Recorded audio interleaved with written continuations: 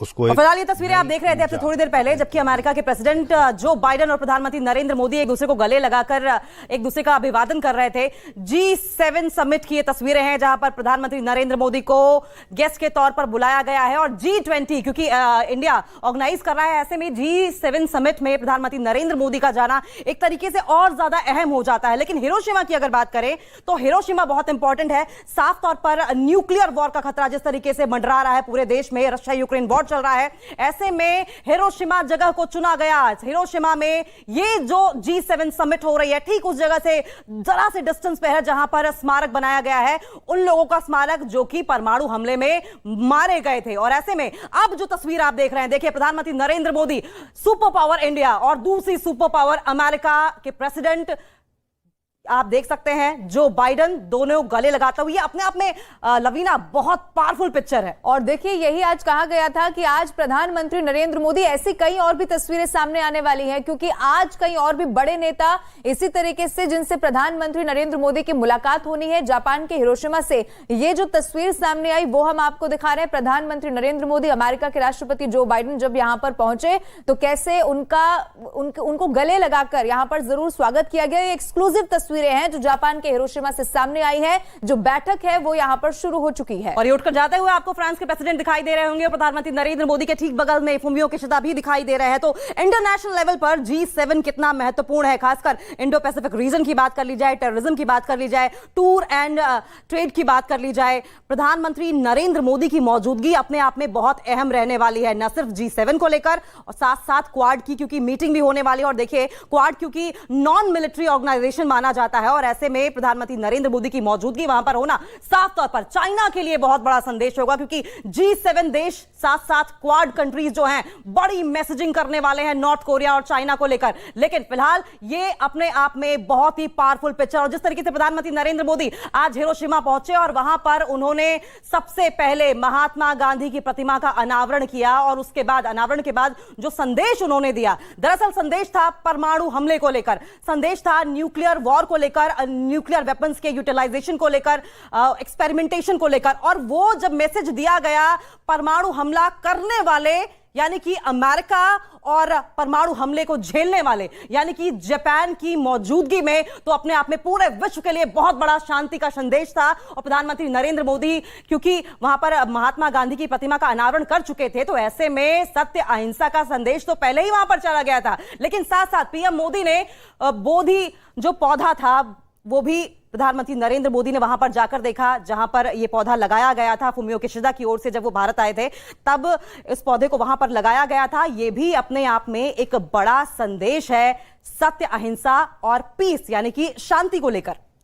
और देखिए जब प्रधानमंत्री पहुंचे थे गर्मजोशी से स्वागत करने के लिए बड़ी तादाद में भारतीय समुदाय के लोग भी वहां पर नजर आए। लेकिन ये तस्वीरें जो इस वक्त आपके टीवी स्क्रीन पर एक्सक्लूसिवली आप देख रहे हैं, आपको नजर आएगा प्रधानमंत्री नरेंद्र मोदी जो जापान के हिरोशिमा पहुंचे। वो तस्वीर भी हमने आपको दिखाई थी। अमेरिकी राष्ट्रपति जो बाइडेन से उन्होंने मुलाकात की, हाथ मिलाया और फिर गले लगे, उनका स्वागत यहां पर किया गया। क्योंकि भारत का वहां पर जाना यानी कि प्रधानमंत्री नरेंद्र मोदी का वहां पर पहुंचना वैश्विक स्तर पर भी और बाकी देशों के लिए भी जो इस वक्त चुनौतियां हैं, कैसे उनके सरलीकरण पर यहां पर बात होती है, भारत उसमें कैसे अपनी भूमिका निभाता है, कैसे भारत उसमें अपनी बात रखता है। और इसीलिए आज ये माना जा रहा है कि जब ज़ेलेंस्की से भी बातचीत होगी तो उसमें भी भारत का क्या रुख रहने वाला है, इस पर भी जरूर सबकी आज नजरें रहने वाली हैं। इसीलिए क्योंकि आज प्रधानमंत्री नरेंद्र मोदी कई बड़े नेता और भी रहेंगे जिनसे मुलाकात करेंगे, वो भी तस्वीरें सामने आएंगी। लेकिन इस वक्त ये तस्वीर वो जब सामने आई, प्रधानमंत्री नरेंद्र मोदी ने जो बाइडेन से मुलाकात की। और ये जो तस्वीर आप टीवी स्क्रीन पर देख रहे हैं, हमारे सहयोगी नीरज लगातार बने हुए हैं।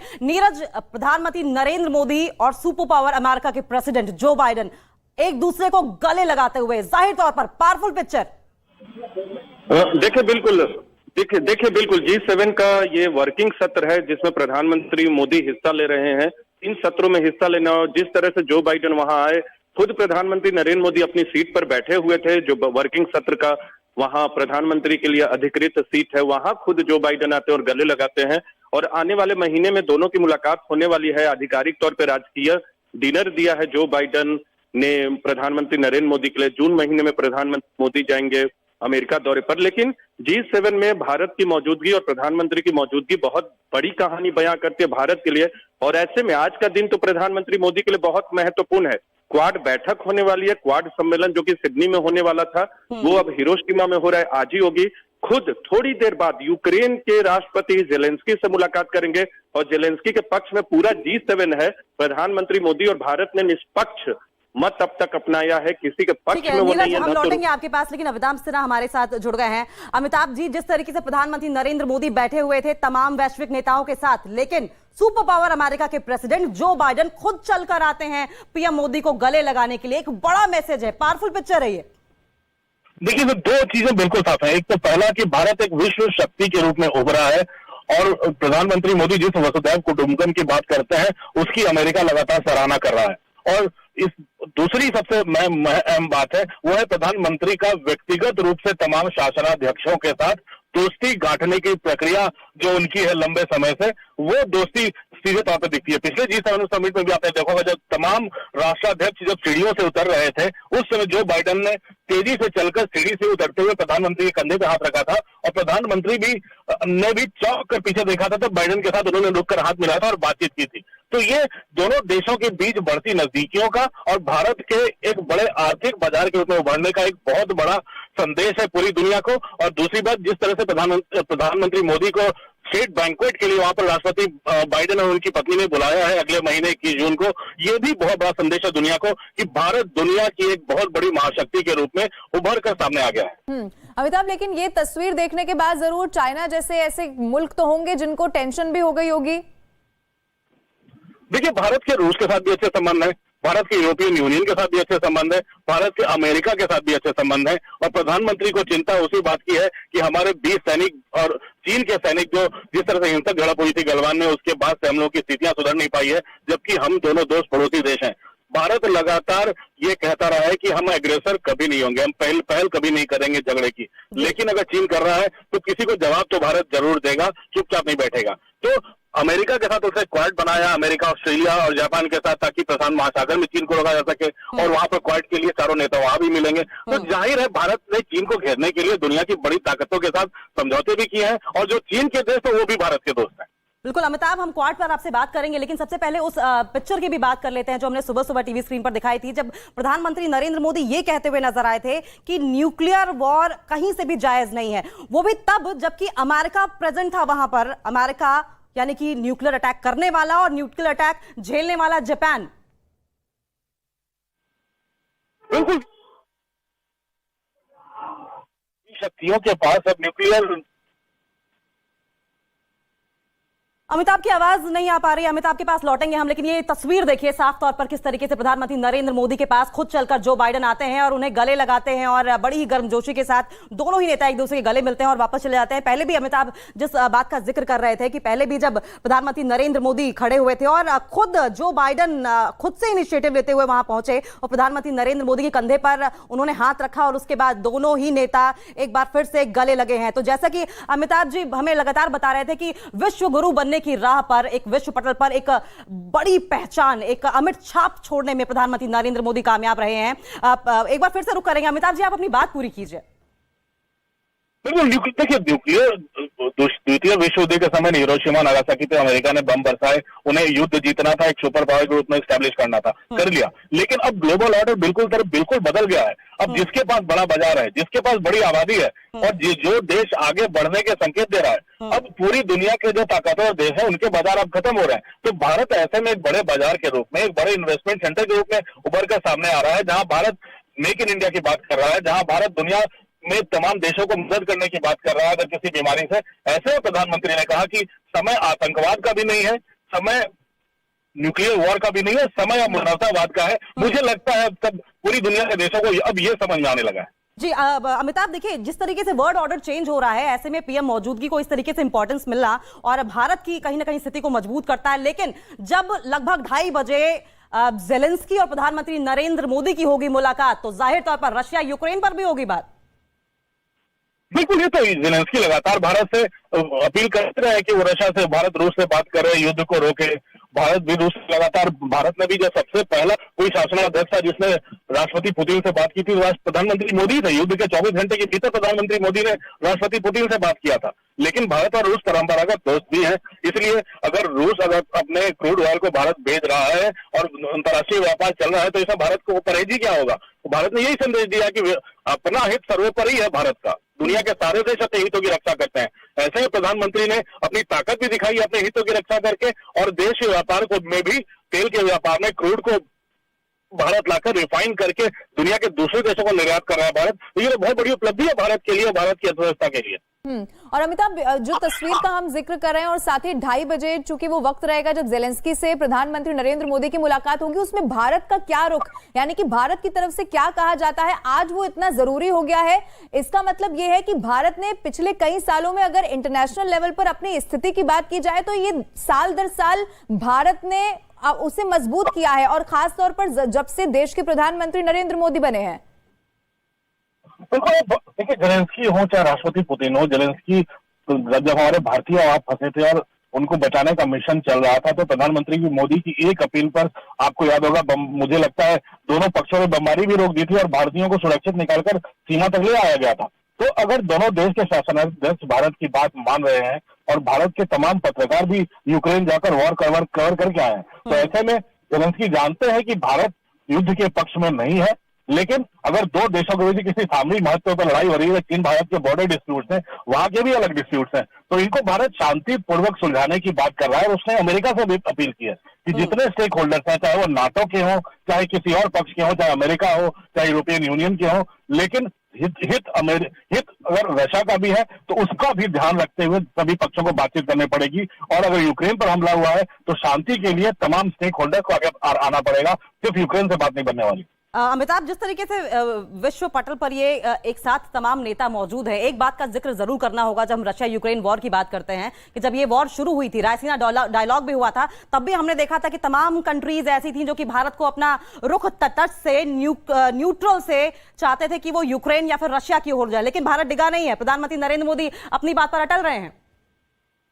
ये भारत, देखिए, भारत हमेशा से एक निर्गुण देश रहा है और अगर, लेकिन उनकी परंपरागत दोस्ती, जहां भी हमारी सीमाओं की बात हो, चाहे अर्थव्यवस्था की बात हो, चाहे सामरिक महत्व के मुद्दों की बात हो, ऐसे में भारत अपनी दोस्तियां करता रहा। प्रधानमंत्री मोदी इस बात में एकदम बिल्कुल साफ है अपनी रणनीति में कि जहां भारत का हित होगा और दुनिया में शांति की बात होगी और व्यापार की बात होगी, भारत की तरक्की की बात होगी, वहां भारत अपना पक्ष मजबूती से रखेगा और उसी दिशा में आगे बढ़ेगा। अभी आपको याद होगा, रूस के क्रूड ऑयल को भारत मंगवा रहा था और कई यूरोप के देश, अगर देश उसका विरोध कर रहे थे, तब भी हमारा देश प्रधानमंत्री मोदी के नेतृत्व में डिगा नहीं है। और ये क्रूड ऑयल का इंपोर्ट लगातार जारी है। तो ये एक उदाहरण है। और राष्ट्रपति पुतिन से लगातार प्रधानमंत्री की बात भी हुई है, मुलाकातें भी हुई है। मुझे लगता है बायलैटरल दोनों देशों के बीच कई बार दोनों राष्ट्राध्यक्ष ने वीडियो कॉन्फ्रेंसिंग के जरिए बात की है। तो ये दोनों, जेलेंस्की भी लगातार प्रधानमंत्री से अपील करते रहे, बातचीत करते रहे, और भारत भी लगातार शांति की अपील कर रहा है। तो मुझे लगता है भारत न्यूट्रल स्टैंड तो बनाए रखेगा ही भारत, और लेकिन अपने हितों की रक्षा करने में भारत प्रधानमंत्री मोदी के नेतृत्व में काहू से दोस्ती, ना काहू से बैर, अपना हित साध लिया और किसी से दुश्मनी भी मोल नहीं ली, किसी के साइड भी नहीं गए। लेकिन अमिताभ, आपसे ये जानना चाहेंगे, जिस तरीके से क्वाड मीटिंग भी होनी है, ऐसे में इंडो पैसिफिक रीजन बहुत महत्वपूर्ण रहने वाला है। क्या चाइना के लिए कोई खास मैसेजिंग हो सकती है इस दौरान? देखिए, अब सीधी मैसेजिंग का तो मुझे नहीं लगता है दौर अभी है, क्योंकि G20 भी समिट चल रहा है भारत में। चीन के कई गोवा से लेकर हर जगह पे जो कहीं सांस्कृतिक, कहीं स्पोर्ट्स, कहीं पॉलिटिकल लीडर्स के आने की बात हो रही है। तो तमाम चीजें चल रही हैं। अभी तो शांति की प्रक्रिया चल रही है, जहाँ पर सिर्फ बातचीत चल रही है, तमाम बायलैटरल एंगेजमेंट चल रहे हैं। अगर पीएम के बताया जा रहा है 4 दिन में 40 एंगेजमेंट है उनके बायलैटरल, बिजनेस कम्युनिटी के साथ, लीडर्स के साथ, सब मिला जुला कर। तो मुझे लगता है ऐसे बायलैटरल समिट जब चल रहा है तो मुझे नहीं लगता है कोई विवादास्पद मुद्दा सामने आएगा। लेकिन इतना जरूर है, जब क्वाड के चारों देश साथ बैठेंगे तो इतना जरूर एक कमिटमेंट दिया जाएगा कि हम लोग एक दूसरे के हितों की रक्षा करेंगे, और यही संदेश काफी होगा चीन के लिए। और अमिताभ, जिस तस्वीर का इससे पहले आपने जिक्र किया और जो हम दर्शकों को लगातार एक्सक्लूसिव तस्वीर दिखा रहे हैं कि जो बाइडेन खुद जब प्रधानमंत्री नरेंद्र मोदी यहां पर बैठे होते हैं वो खुद उनके पास चलकर आते हैं, उन्हें गले लगाते हैं। ऐसी तस्वीर भारत के लिए बहुत पावरफुल है क्योंकि सुपर पावर अमेरिका और प्रधानमंत्री नरेंद्र मोदी देश के प्रधानमंत्री के साथ इस तरीके के रिश्ते, और इससे पहले भी वो जो मजबूत रिश्ते हैं दोनों देशों के, वो हमने पहले भी देखे हैं। ये तस्वीर बहुत पावरफुल है। बिल्कुल, भारत के रोल को अमेरिका अब इग्नोर नहीं कर सकता। भारत की इस ताकत को अमेरिका अब नजरअंदाज नहीं कर सकता और कर भी नहीं रहा है, क्योंकि आपको याद है कुछ दिन पहले अगर भारत के साथ उनका एक मेजर बायलैटरल एंगेजमेंट हुआ था बिजनेस को लेकर, और काफी बड़ी इन्वेस्टमेंट अमेरिका की कंपनी को भारत में मिली थी, तब वहां कहा गया था कि भारत के इस निवेश से अमेरिका में नौकरियों की संख्या बढ़ेगी। ये बहुत बड़ा स्टेटमेंट था अमेरिकन स्टेट डिपार्टमेंट का उस वक्त, अब से चंद महीने पहले की ही बात है कि भारत में इन्वेस्टमेंट के चलते अमेरिका में नौकरियां बढ़ेगी। ये बहुत बड़ा संदेश था पूरी दुनिया को भी। तो अब भारत के चलते दुनिया के देशों का फायदा हो रहा है, भारत के इतने बड़े बाजार के चलते फायदा हो रहा है। तो मुझे नहीं लगता है कि भारत को कोई भी देश, चाहे कोई भी सुपर पावर हो, अब नजरअंदाज कर पाएगा। ठीक है अमिताभ, सीटिंग अरेंजमेंट्स जिस तरीके से है प्रधानमंत्री नरेंद्र मोदी और जो बाइडेन का आमने सामने, इसको लेकर भी हमें समझाने की कोशिश करिए कि क्या विजन रहा होगा। साथ साथ हम आपसे ये भी जानना चाहेंगे कि प्रधानमंत्री नरेंद्र मोदी का ये कहना है कि जब G20 की अध्यक्षता भारत कर रहा है, ऐसे में वहां पर उनकी मौजूदगी बहुत अहम हो जाती है।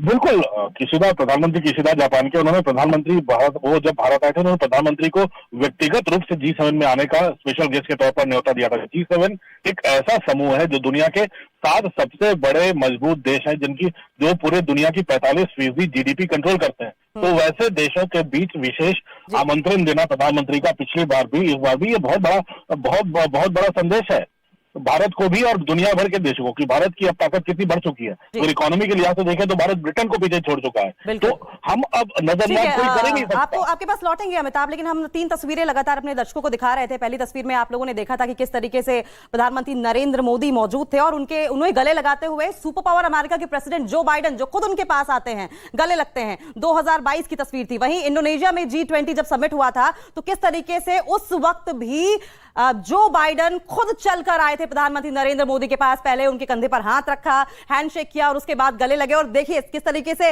मुस्कुराकर जो बात कर रहे हैं, इससे आप समझ सकते हैं कि आत्मीयता कितनी ज्यादा है। वहीं जर्मनी में जब G7 समिट हुआ था 2022 में, तो आप कनाडा के पीएम जस्टिन ट्रूडो को तस्वीरों में देख सकते हैं। साथ साथ आप देखिए किस तरीके से जो बाइडेन उस वक्त भी आए थे, उन्होंने हैंडशेक किया खुद। तीनों ही तस्वीरों में आप साफ तौर पर देख रहे हैं कि प्रधानमंत्री नरेंद्र मोदी को जो बाइडेन की ओर से खुद अप्रोच किया गया है, जबकि वहां पर जैसे बड़े नेता भी मौजूद हैं।